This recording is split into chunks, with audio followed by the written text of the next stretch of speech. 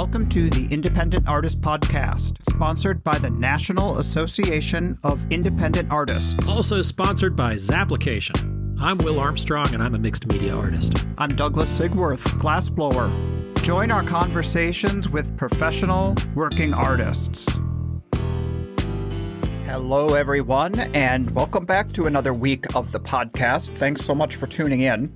We are just off the heels of 2 weeks on the road. Will and I were on the road for shows in Denver and in Des Moines. This week, we thought we would look back to an episode from season 1 with a really great episode with Chris Dahlquist.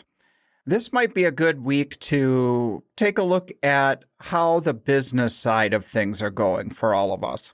You know, we talked a lot about during COVID how nice it was to get off of that hamster wheel and to be more intentional and thoughtful about how we planned our business.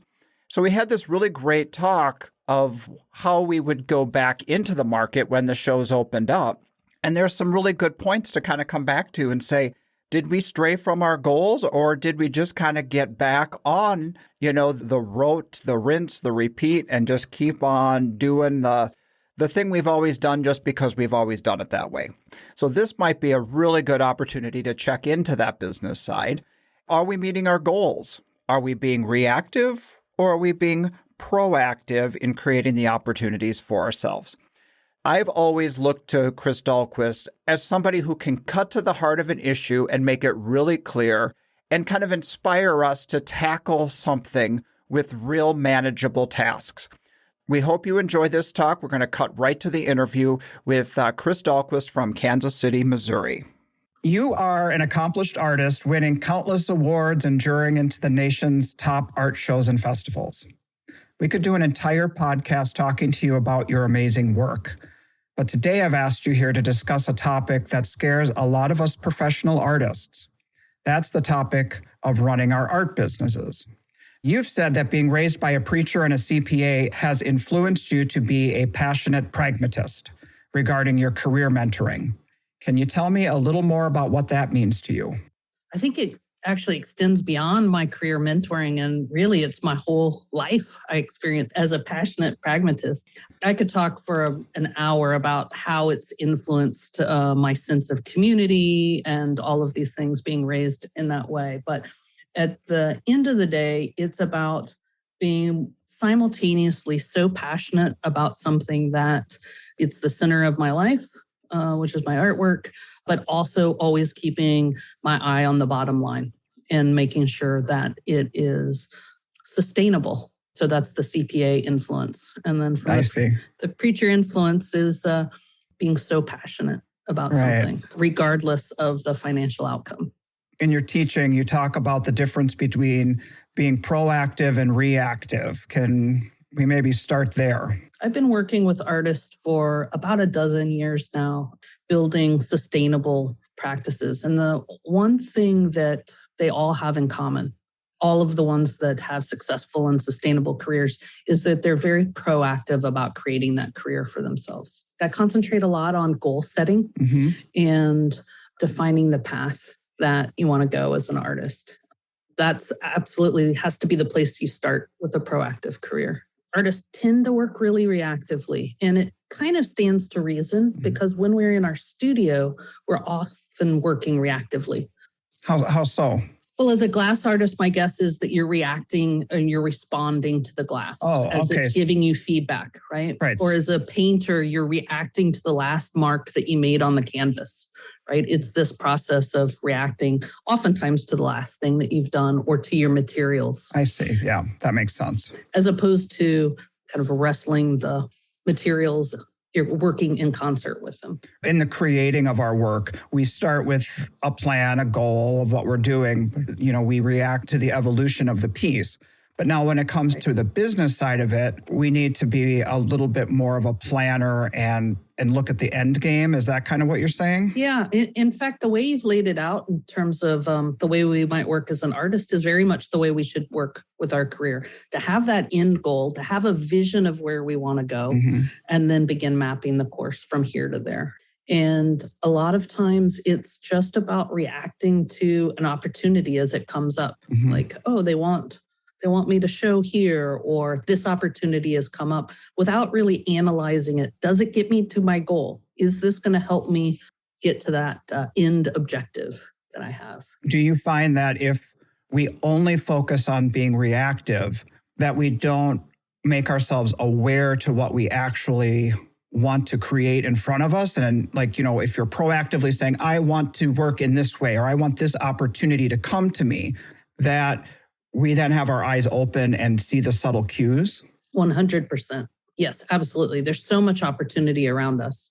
Once we set the course towards it, it often we'll see it in our environment, that those opportunities are there.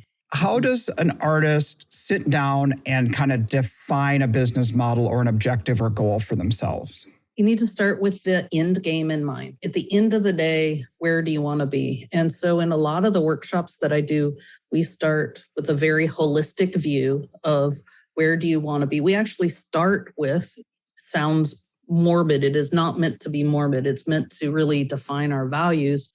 We start with writing a eulogy for ourselves. Meaning, like at the end of your life, what do you want I see what to you're have saying. accomplished? Right? What do you want people to say about you? And what do you want to have accomplished at the end of your life? Like, we start with this very big view. We get so wrapped up in the details of getting to the next show, or packing the van, or making X number of pieces, whatever it is, that we don't take this large view of, at the end of the day, what am I really doing? And what do I want to have been doing? Yeah. And I think the last year has really given us a reset to step off the hamster wheel for a minute and really think about, what and why am I doing this? I totally relate to what you're saying. The grueling schedules that we set up for ourselves, it becomes really just trying to execute like this amazing race, this Tough Mudder kind of mentality of, I just have to do, this step, without there being a kind of a step back and a thoughtful approach about how we do it and what we're trying to accomplish. And the pandemic has really made us all go, whoa, now what do we do? And kind of reevaluate. Yeah, I think it's actually kind of a lucky stroke for me. I had always been real intentional with building my practice, or I thought I had been at the beginning. And then I got on the hamster wheel of doing festivals, and I kind of forgot to step out to really consider what I was doing. In 2008, I was working with Polaroids. And in 2008, they stopped manufacturing Polaroid film. I remember that. And so I had this same kind of, not to the degree, of course, that we've had this last year, but this real sudden reset of my practice. And in that same spring of 2008, I was fortunate enough to go to a workshop with an organization called Creative Capital that really asked you to dig into why you're doing what you're doing. And it all kind of came to a head with the loss of the film, and that I could really, really evaluate what and why I was doing it and set a new course for myself. So what at first looked like a terrible thing ended up being a really important reset for me. It was painful at the time, right? I was completely panicked. I had no idea. I had shows scheduled and no material to make work that I had juried in with. Right. So of course it was terrible at the time, but looking back at it, I can see how instrumental that introspection was. I am hopeful that we'll be able to look back at this time 10 years from now, 12 years from now, and say, oh, that is when I course corrected, or that's when I got on this path. I can totally relate to the material change kind of thing, because there was a moment when glass was going to have different standards on how it could be created and whatever. And it was looking like, our raw materials might be something we couldn't get our hands on. And it was like, what do we do now? But you course correct, you expand, you grow, and you get stronger, and you find a new way to go. It reminds me of this story of someone is making Sunday lunch with their mother, and mother cuts the end off the ham and puts it into the oven. And the daughter says, Mom, why do you cut the end off the ham? And Mom says, well, because Grandma cut the end off the ham. I don't know. And so she says, well, let's call Grandma and find out, why do we cut the end off the ham? Calls Grandma, and Grandma says, well, because it didn't fit in my pan. right? So there's this, sometimes we do it just because we've always done it. Right. Or we're making this work because we've always made this work. I'm going to this festival because I've always gone to this festival. Absolutely. And like, wait a minute, how did that even become a thing? The size of grandma's pan doesn't really matter now. It mattered when she made it, but it's an outdated thing. So we can grow. As long as we stop and ask. Right. Ask the question. And so I'm hoping that this is that pause to ask those questions. Like, am I satisfied with what I'm doing? Am I getting where I want to go? Yeah. And where do I even want to go? This has been a rough time. I feel fortunate that we've gotten through a year and we can still say, yes, we can enter back into the art show market when the shows open up, that we are still in business. And I know there's a lot of our friends who can't say that. So I'm sensitive to that point. If we've had the luxury to survive through this, it really is an opportunity to reevaluate things and make informed decisions for better choices. Mm-hmm. And now that we see that something like this could happen, like who even could have conceived of this? Then I think it's incumbent on us to make some choices so that if we end up in a situation like this, knock on wood, right? That something like this doesn't ever happen, but that we can be in a better position. I think part of that is looking at the folks that have made it through and what were they doing to make it through? What were the things that made it possible? That's another place to look in terms of being proactive. Totally. Right. Take other people's examples and don't be afraid to ask questions. One of the things I've had to learn along the way is there was a sense of insecurity or pride, feeling like, well, if I don't have all the answers, then it shows a sign of weakness to ask somebody for those answers, or they might not want to share those answers. It still is a point of strength in what you've devoted your life to be open to other ways to do things and better ways to do things. I love that. And I think that that's one of the biggest things that I've learned through my involvement in a program that I've been with since 2009 is called Artist Inc. And it brings artists together to build their business skills. I'm a facilitator in that program. And really, it's about sharing with one another. And really this understanding of being vulnerable and asking questions is a sign of strength. Yeah. And is how we strengthen our practice. And it's been really illuminating how many artists really don't have any idea how other artists make their living or operate their business. So one of the biggest things we do in that program is transparency. This is the way I'm doing it. Right. A peek behind the curtain, if you will. So that talk about vulnerability, and this is kind of outside the art fair realm, but as a kind of a personal realm, I did a lot of reading and listening to workshops from Brené Brown, and she talks about how when we reveal our vulnerabilities in a safe environment, you can't just go around being vulnerable to the world and it's not safe and you could get, wounded that way. But having a safe space to reveal vulnerability is where true connection happens. So if we are amongst an artist community who holds those values sacred, then it is good to build each other up and to learn better ways to do things. Mm-hmm. Yeah, I think that key is that trusted peer community, right? That that you can trust with your story.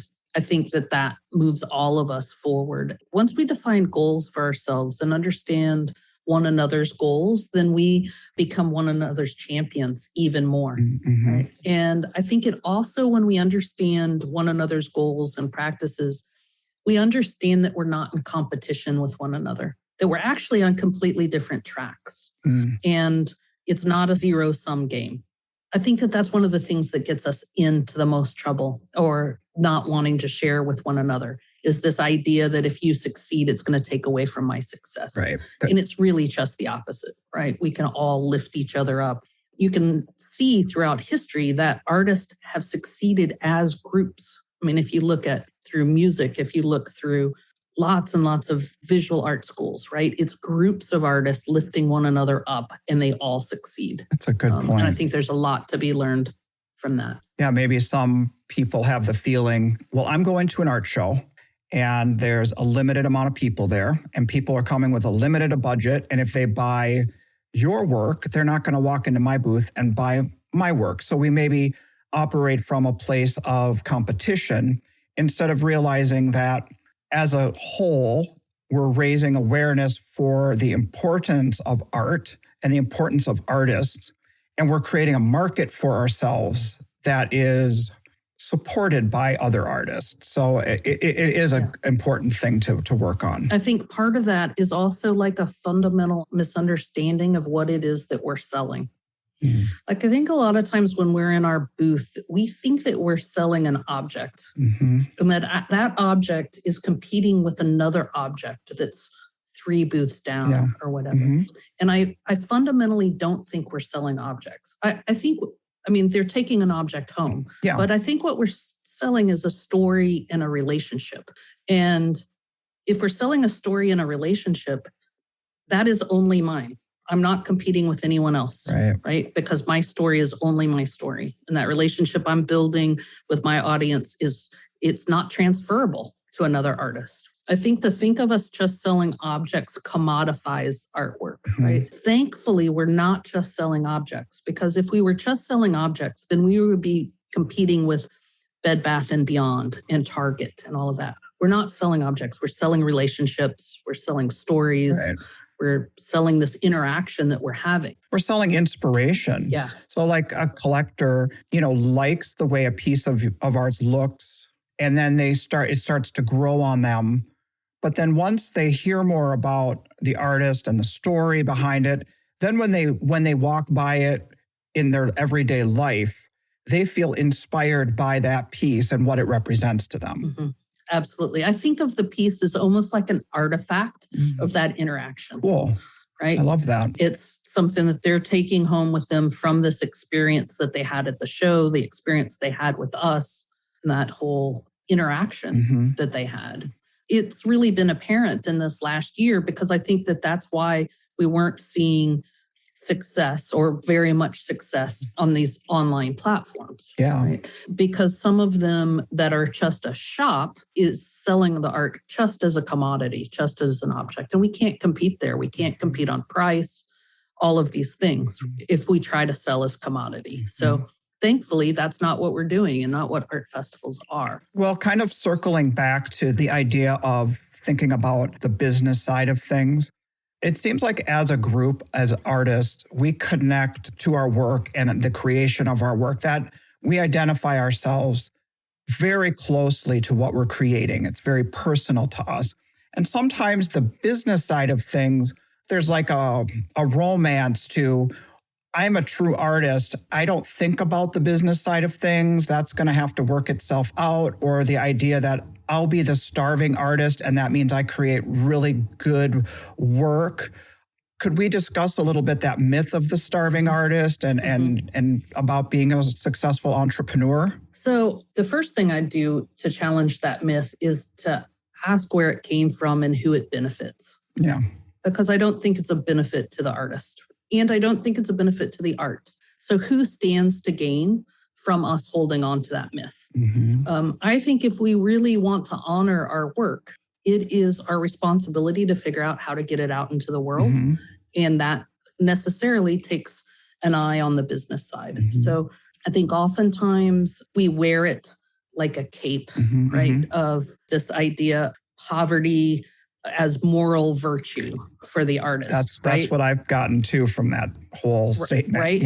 And it's not the artist that benefits from wearing that cape. The more I dig into working with artists and the broader economy, the more I see that there are others that benefit from us wearing that cape. So we need to put that cape down and understand to really honor our work is to get it out into the world. So when you say other people benefit, are you saying other industry or other sources of revenue? They can kind of like, by having us to the sideline, they have a captive audience to themselves? Yeah. And I think when there's not financial parity between artists and other industries, then we can be used for others' economic benefit, right? And so I'm looking quite a lot into the real estate market, a variety of ways that it keeps us in a position that isn't empowering. Right? And we willingly do that to ourselves as well. Artists also like to say that they're not good business people. And I think it's kind of a misunderstanding about what business or what entrepreneurship is, because business and entrepreneurship really is problem solving. Right. And problem solving in new and creative ways. And that is exactly what we do as artists. We are amazing problem solvers.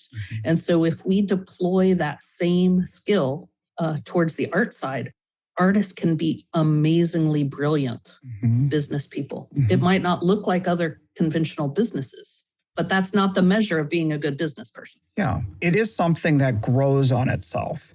I remember when I first started in the business of being an artist, I didn't think too much of myself as being somebody who could build equipment, because there's a lot of equipment involved in building a glass studio, for example. And you know what? It started as small as me fixing a dishwasher, in my house. And then that confidence built, and I started I changed my identity from being someone who can't do it for myself, and step after step, to being able to build my own furnaces, manage my own studio without having to hire somebody to do it for me. And so we do have the skills. It just is a learning process and acknowledging that we can learn. Yeah. And most entrepreneurs, true entrepreneurs, are folks with an idea or something that they want to deliver to the world. They're not actually inherently good at business either. Yeah. One of the differences is that sometimes they have larger financial margins, so they can get a little more help. But so most entrepreneurs, they're not doing all these things necessarily for themselves. They're outsourcing, they're using technology. And we know that those are things as artists that we can do to make our businesses thrive as well. So they're like the visionary behind it. Yes. And then they outsource the details. Yes. You figure it out for me, and my idea will take off. Right. Although, and we can do that in our aspect. Right. You have to have enough understanding of it to be able to get the right people around you, to ask the right questions, to figure out how to source the help that you need. There's amazing resources out there for small business owners. And a lot of successful entrepreneurs have figured out how to tap into those resources. And a lot of artists don't, because they don't see themselves with that lens of entrepreneur, they don't even go seeking those resources. Most communities have got really great resources for small business owners and entrepreneurs that artists can tap into to get help.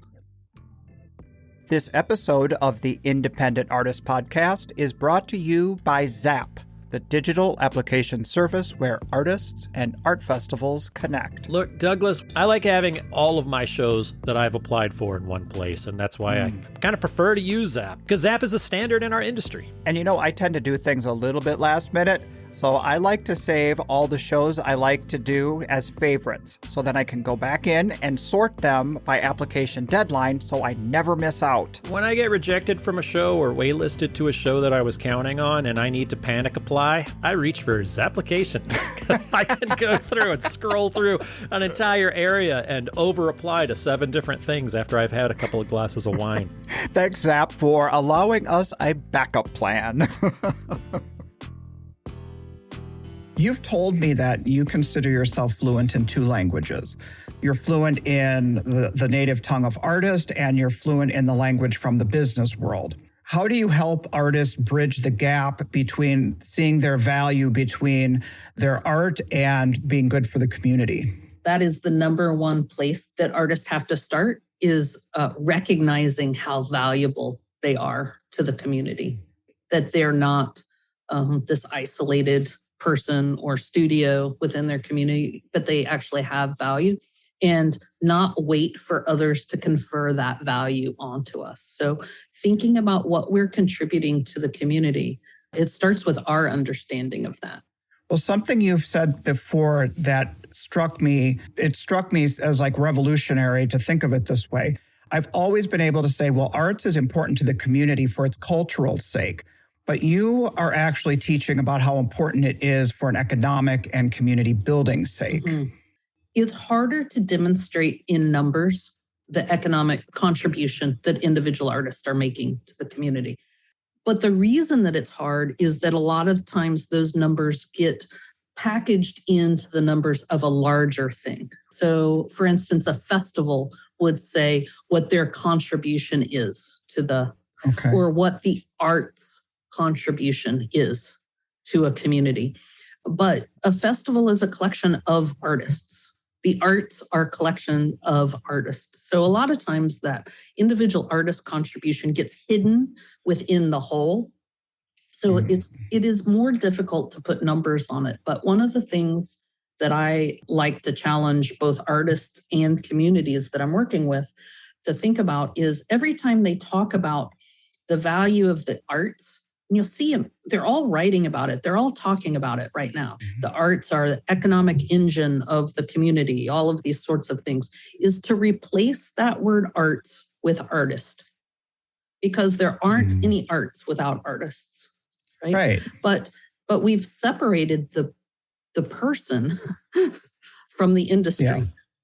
And so I think just conceptually to always think of like the artists, what are the artists contributing?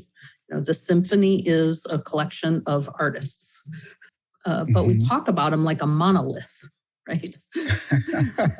And so then it's hard to recognize the individual contribution. Right. By employing artists and them earning a paycheck, they then become contributors to the overall economy. 100%. Yes, absolutely.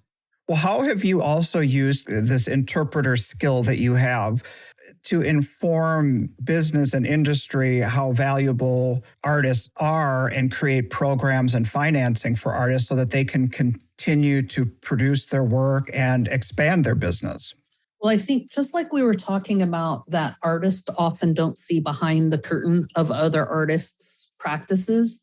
If we don't understand the way other artists are making a living, certainly traditional business people don't understand the way artists are making a living or what they're contributing. And so in large part, because I've worked with hundreds and hundreds of artists, I can bring those stories to the table with business people and help them understand what an art practice looks like. And I can find the analog with other businesses and demonstrate it in that way. So as an example, I helped start the first micro-lending program built specifically for artists in Kansas City. And I had an audience with the city, and I'm at the table with the city manager. It sounds crazy to us, but he asked with zero irony, well, what do artists need money for? But it was an honest question, right? Like he didn't understand. And so someone from the lender was there, and I said, well, tell me about the last loan that you made. And they started referencing a plumber that needed some equipment that they were renting every time they needed it because they didn't have the capital to get it. And I said, well, that's my musicians that rent a PA every time they have a gig because they don't have the capital to ever buy that. And so if we could help them buy that, then they would make it back. And so then we just kept going like that. Give me another example of a loan you've made. And so it's really like pulling back the curtain on what does an art practice look like? Who are artists? They're not other. They're your neighbor or someone in your neighborhood, all of that. Just really, again, making them human. Like it's not arts.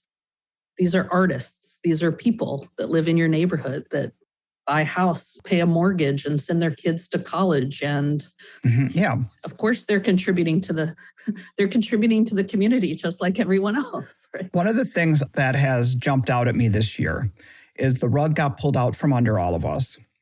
The government, the Small Business Administration, they had to start deciding, well, how are we going to keep this whole country from collapsing economically? And so traditional businesses that fall under corporate structures like a partnership or an S Corp or C Corp, it's real clear. I mean, the business is separate from the individual and their profits are very clear. Their income is clear, what the employees are getting paid. The owner, who is an employee of the company, it's very clear what they get paid. It was easy in that situation to say, this is how we're going to fund you to keep you going for the next 6 months. Well, us independent artists, it was a very confusing situation because we are married. Our individual is married with our business. We're disregarded entities. We're not separate from our business.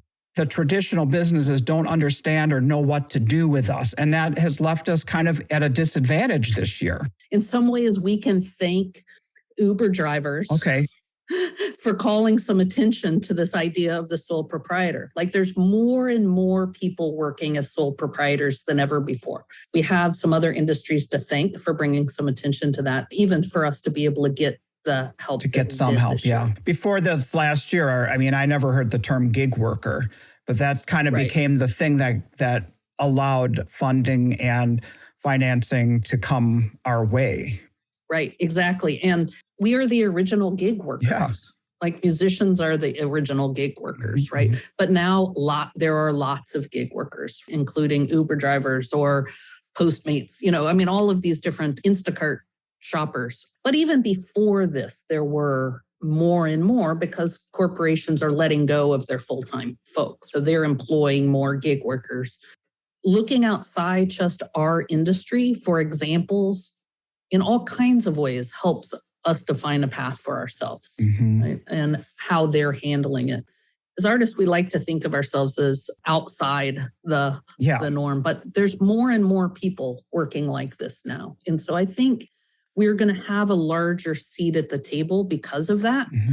And understanding who we have things in common with is important. I teach a lot of financial literacy workshops. And one of the things that I say is we actually can't have it both ways. We can't receive the benefit of writing off everything and at the same time say, but I should be able to qualify for a mortgage, or I should be able to, we have to make some decisions about how we want to participate in the economy. And these are would you rather decisions.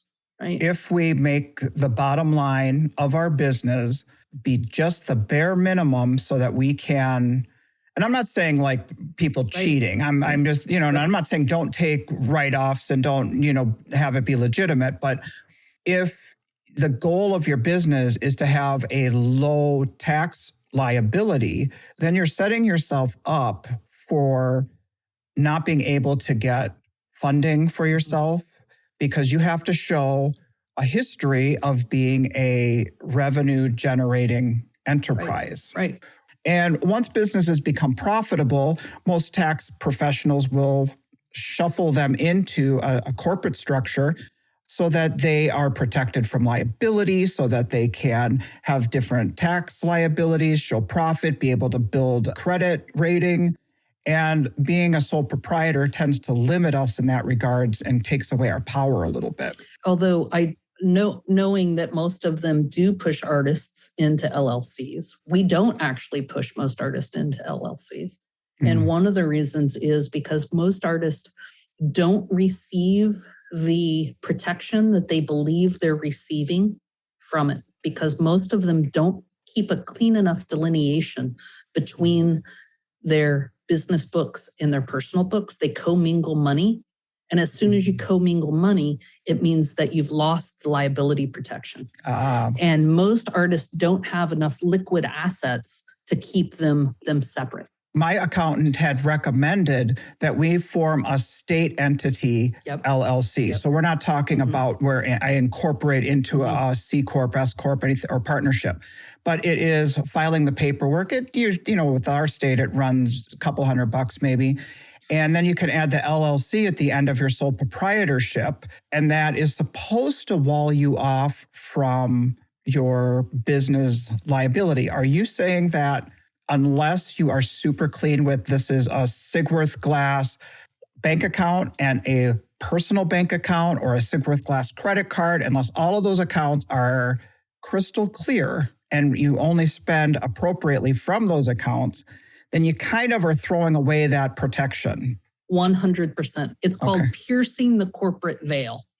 So as soon as money comes back and forth, then they will say, this LLC is really just a shell to protect them from liability, and they don't actually have that liability protection. Yeah. So then lots of folks think that they do, but most artists I know don't keep clean enough books to actually get the benefit that they think that they're getting. That term you used, piercing the corporate veil, that's great.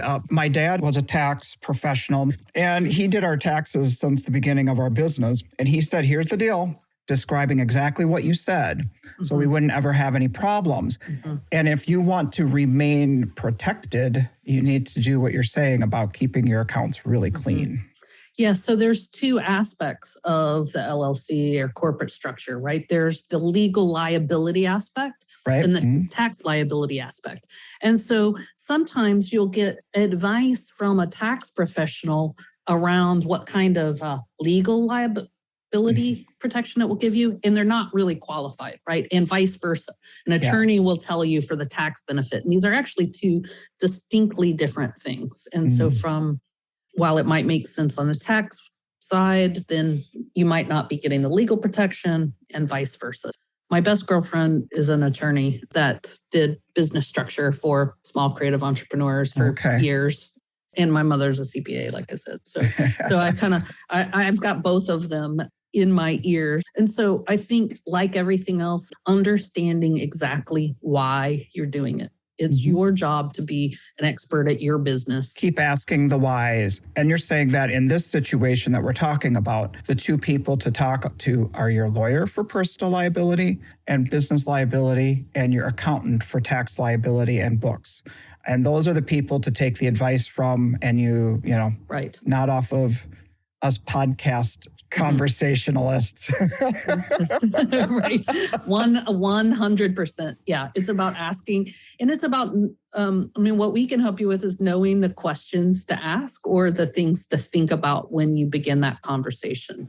And I think that there's another, and I don't know what this number is because it has changed and it changes as the tax code changes, but there is a definable number or number range where if your profit begins to tip over that point, then it does make sense to go even to a larger structure, S Corp, probably. And there's a number there that is if you're making over X amount. And so doing some research on that. Knowing where the cliff is, you fall off the cliff and then you're making more means you're earning less. So you need to know where that line is. One thing about being an LLC is it's a little bit like driving in the middle lane, in that if you don't know if you're going to make a right-hand turn or a left-hand turn, if you don't know if you're going to be a sole proprietor or an S Corp, you drive in that middle lane, and then it gives you some flexibility to make that decision. So if you're getting close to the cliff, then you probably want to be driving in the middle lane so that you can make an adjustment either direction. Because sometimes we don't know what the balance of the year is going to look like. We're getting close. Maybe you have some big project come through in November or December, and that would still give you time to take the left into the S Corp. So that's another benefit of the LLC that is not about liability, it's about flexibility. Yeah. One of the things I really think about a lot in a lot of the training that I do is us making mindful decisions about, and this is what I mean about being proactive, right? Is about making decisions about this. I've decided that I'm going to operate like this. Therefore, here's the consequences or the decisions of that. There's so many potential goals out there for the individual to have, and when you work across so many disciplines, a musician is going to have a different goal than a visual artist. And until someone determines where their own goals are, no one can help them set a path. Right? It reminds me of this. There's an Alice in Wonderland quote where Alice is coming down the path and she comes across the Cheshire Cat. And she says, well, what path do I take? And the Cheshire Cat says, well, where do you want to go? And she says, well, I don't know. And he says, well, then it doesn't matter which path. And it's kind of like that. That's being reactive. Right? It's once you define where you want to go, there is a path and someone can help you find your way to that path. But until you define that spot out there, no one can help you define that path. So all of the work that I do starts with artists defining their goals, their both short-term and long-term goals. And then we start researching and finding the path to get from A to B. But you've got to know, you can't put in Google, give me directions, into Google Maps. It says where? Address, maybe, right. Name of the business. Right. But you actually have to know both things. You've got to know where you are and where you want to go. And then we can define a path from here to there. When I talked to you on the phone before the interview, you had mentioned to me about an artist identifying what they want, and then they will have the opportunity come to them. And my first reaction to you, which I'm laughing about now, was, is that kind of like The Secret? I want a red bike and a red bike will appear. And you're like, oh, kind of, not really. Do you want to set the record straight on that one? Sure. So, one of the places that I've identified that I'm heading, and I've been heading for a few years now, is towards large scale work in public space. And, awesome. I had lots of steps to go from the small pieces in my booth to being able to achieve that. I didn't quite have the credentials. I'm working my way there, but I've done a couple of large pieces and I'm actively looking for those opportunities. And so I was at a show in Bend, Art in the High Desert, and I had sold a piece to someone, and just in the course of conversation, asking him what he was up to. And he's a developer and he was building hotels at the moment. And the last big public piece I had done was on the exterior of a Hilton hotel here in Kansas City. And so I was able to then engage in this conversation. Yeah. I'm working with the Hilton Hotel right now. We're doing this. And he was interested then in figuring out how he could incorporate art into the exterior design of his buildings. And now we're having that conversation. If I didn't know that that's where I'm heading, I might have still had that conversation and he might have told me what he was doing. And I would have been like, oh, that's nice, have a nice day. But instead, we were able to take that conversation in a different direction. We encounter so many people in our booths that there's a lot of opportunities that are walking in and right back out of our booth besides just selling them. That's kind of a short-sighted view of it, to just think of the only thing we're there to do is to sell this thing off our wall. We have done 7 major installations in our career. And the first one we almost didn't take seriously. And it was at an art show. It was an architect coming into our booth. He walks in, he says, oh my God, I've been looking for these all my life. And sometimes people use hyperbole like that and you just kind of blow it off. Well, he was an architect and he says, I am constructing a children's hospital and there's a healing garden and I had this idea for glass marbles, but I've never seen anything. And our eyes opened a little bit wider and the negotiations started. And it was at that point that I realized Renee and I needed to create something that was big enough in scale, but not obviously, we can't create a public works space in a 10 by 10 booth. And so we built these towers. And from that came installation of columns because they could visualize what we would do with it. So it opens up the conversation. You have to give them something that will have them step into the idea. Yeah, I really, really like that. And that's a perfect example of being proactive, right? Like recognizing that there was an opportunity and then proactively deciding, what can I do in my booth to further me towards this goal, right? That's an exact scenario that I'm talking about. For this year, I now finally have enough of these large pieces in my portfolio, like the Hilton 140 feet by 10 feet. So large pieces that we're printing a book to have in my booth. To have like on a table or an easel opened up so they can kind of flip through and see. So that they can visualize what it can look like at this large scale. It's one of the exciting things about festivals is that while we're there to sell work, there's other opportunities that we can find while we're there. We have contact with so many people that once we know what it is that we're looking for. The other thing that I'd really encourage people to think about is like, what other goals do they have for the weekend besides sales at the end of the day? Are they just measuring success by what the number is on the end of the day, Sunday. What other goals do they have? Because then I think, while clearly we all need to make money, then I think it also, you can make something out of a show even when sales might not be walking in or out of the booth. My interview that I had with Marjolaine Vanderhart a few weeks ago, she said the value of a show to her is that it's lead generation. It's qualified buyers and lead generation. And if we show up, put our work out, and sit in our director's chair across the street and not engage, then our lead generation is just going to walk on by. 100%. It was actually, I had changed accountants. This is years ago, maybe 15 years ago. I changed accountants, and he said, I'm going to put all of the festivals, don't mistake this for accounting advice, but my accountant told me. This is an anecdotal. Right, is that I'm going to put this, really festivals they're marketing.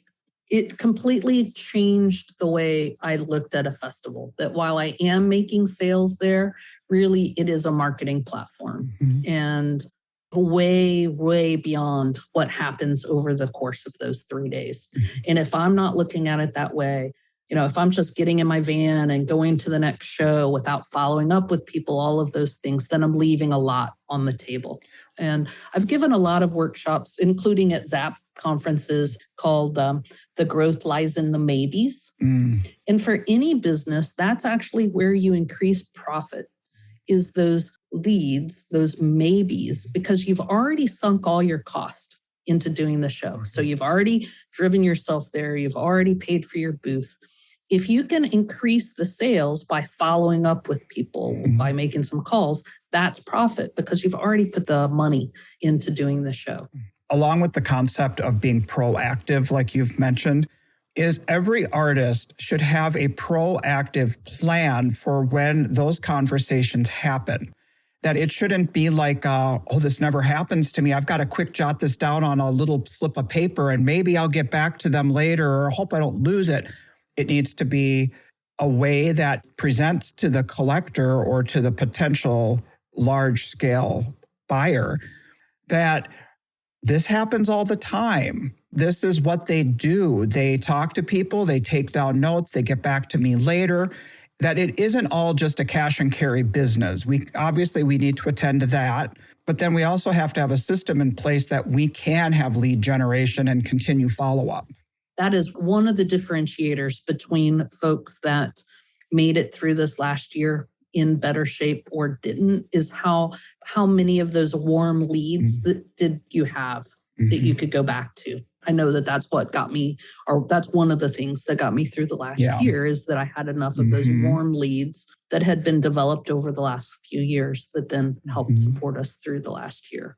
I've heard that from a lot of artists. I agree 100% on that they said, thank God for those projects that were in the talks because they sealed the deals on them. And I think all of those leads, all of that is like insurance, not just against a pandemic, but I broke my arm in 2019. And so, all kinds of things can befall us, or our family could have an emergency where we can't make it to festivals, or we don't get into festivals that happens. You just... There's so many pitfalls with traveling across country, car accidents. Yeah. Right. All of these things, that this is like having insurance in the bank, to have these leads and to know how to proactively activate them.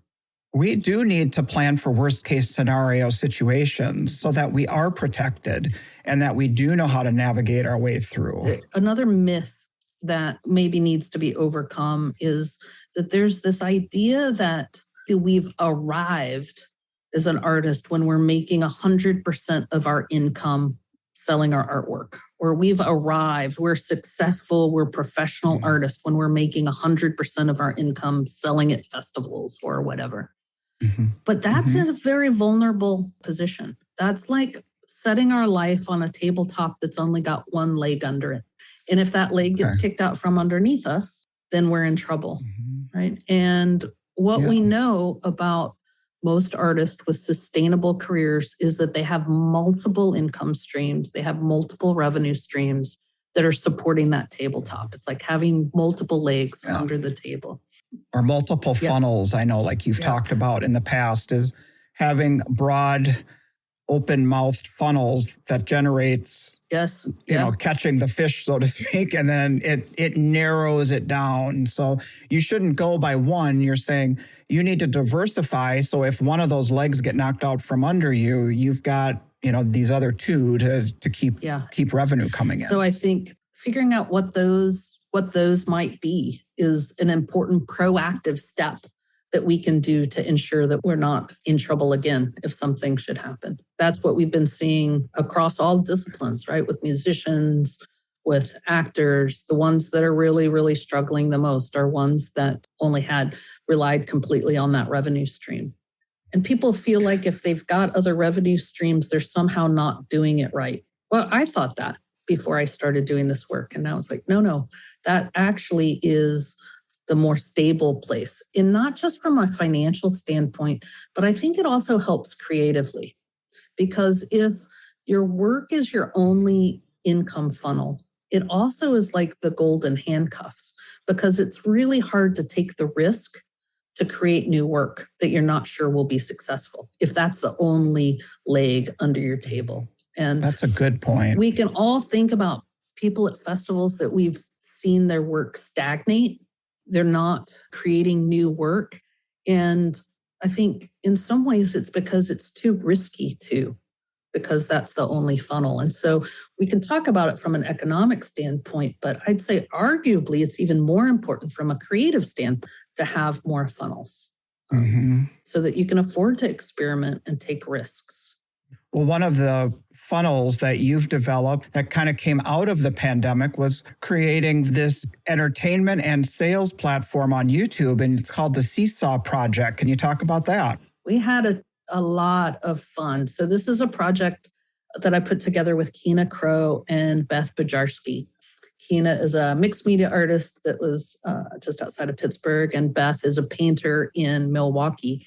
They're very, very good dear friends of mine, but also I had done a goal-setting retreat with 6 artists in 2019. We rented a house and we worked through goals together. And so like I mentioned, now we became this good peer group that are champions for one another moving towards our goals. So we were invested in one another's success in a different way.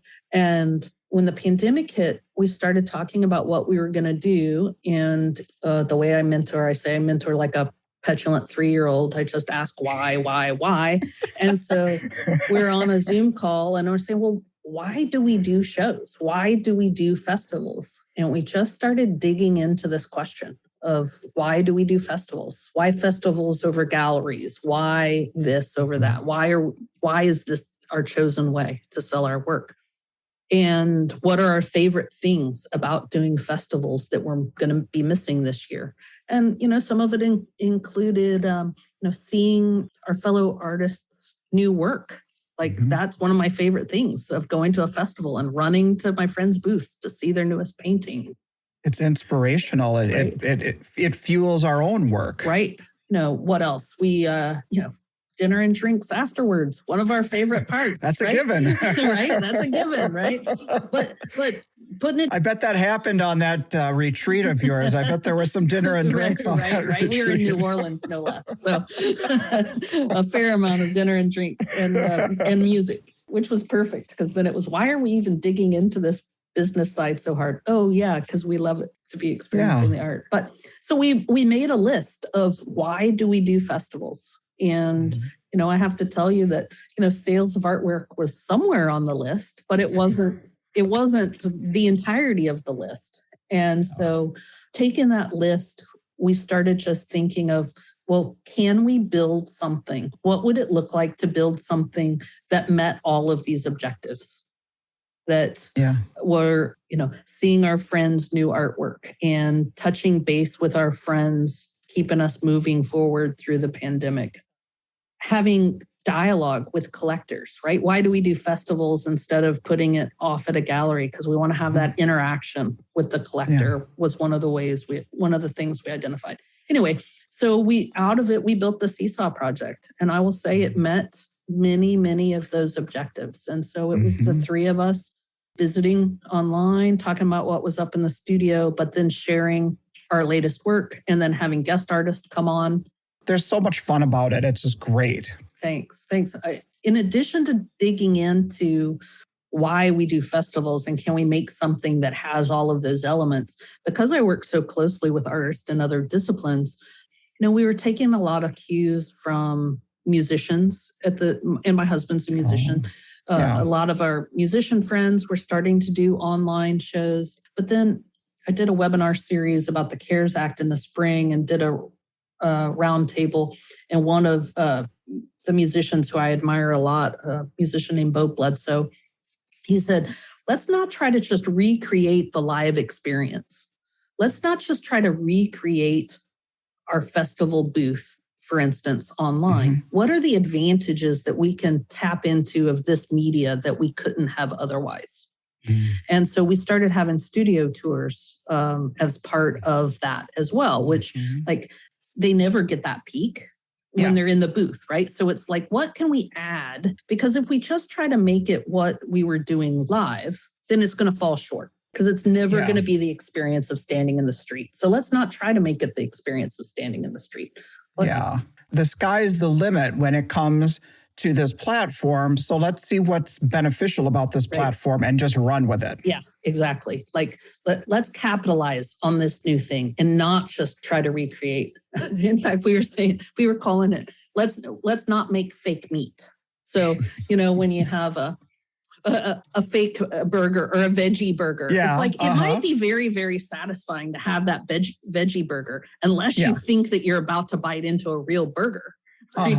And you're like, oh, that's not a burger at all. Right? Yeah, it's very good on its own, unless you're expecting it to be a burger. The three of you gel so well together. I mean, I know you're friends, but you all three bring something different to the table. I just really applaud your efforts on that. You guys did a great job on that. Thank you. The listeners might guess I am the nerdy one. You know what, Chris? You had the nerdy. You had the funniest line. I don't remember if it was episode 2 or 3, and you're like, nerd alert, nerd alert.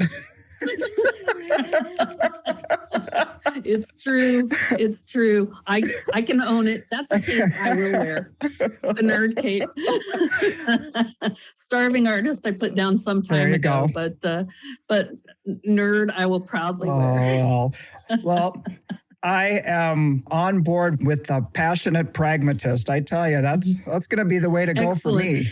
I'm looking forward to this being just the first of many conversations that we're going to have, and looking forward to seeing what you and Will do and where this goes, and really anxious to help in any way that I can to help y'all figure out a way down this path. We're building partnerships all through the industry here. But before we wrap, I do want to give you a chance to plug your wonderful husband Kyle's work and talk about what he does. Fantastic. Yeah. So all of the work that I do in the studio, I couldn't do by myself. I've got an amazing partner, Kyle Dahlquist, who is an artist himself. He is a musician of multi-talents, plays every instrument he can get his hands on. And he fortunately just was able to go back to playing his first live gig last weekend. Oh, so how exciting. Really, really phenomenal to be in community with other people, outdoors and safe, of course, but in community with other people listening and dancing to live music. Awesome. And so that is a big, big part of our life. And he's really the talent in the family. So thanks for giving a shout out to Kyle. Absolutely. Well, when Renee and I were next to you guys, you're just such generous, kind, wonderful people. It was really great that we made that first connection. And I just, I miss you guys, and I just wish you all the best, and look forward to seeing you down the road at the next show somewhere. Thanks, or if it's maybe before that, we'll see one another on a screen. Coming to a screen near you. I'm seeing so many people on screens nowadays, I tell you. Yeah. The interesting thing about both Seesaw and all of the teaching I've done for the last year is I oddly actually feel more connected more in community than I did before. And it's really changed my idea of community from being those I'm in proximity with Again, this goes to intentionality. Right? Yeah. Just the folks that I'm in proximity with versus being proactive about building community with people across the country, not just because I happen to run into them at a show, but because we really are pulling in the same direction and being intentional about getting together. Nice. Wow, that talk just seems like it was yesterday, but I do remember that conversation, and we've made a lot of changes. We took a lot of Chris's advice, and it has benefited our business for Sigworth Glass. So I hope you gleaned some good information out of that, everyone. I hope you'll remove the starving artist cape and put that one down and take some of Chris's advice and have a really great rest of your year. Thanks for tuning in, and Will and I will have a new episode coming out in 2 weeks. Take care, everyone. This podcast is brought to you by the National Association of Independent Artists. The website is naiaartists.org. Also sponsored by Zapplication. That's zapplication.org. And while you're at it, find us on social media and engage in these conversations. Be sure to subscribe to this podcast to be notified when we release new episodes. Oh, and if you like the show, we'd love it if you would give us your 5-star rating and offer up your most creative review on your podcast streaming service. See you next time.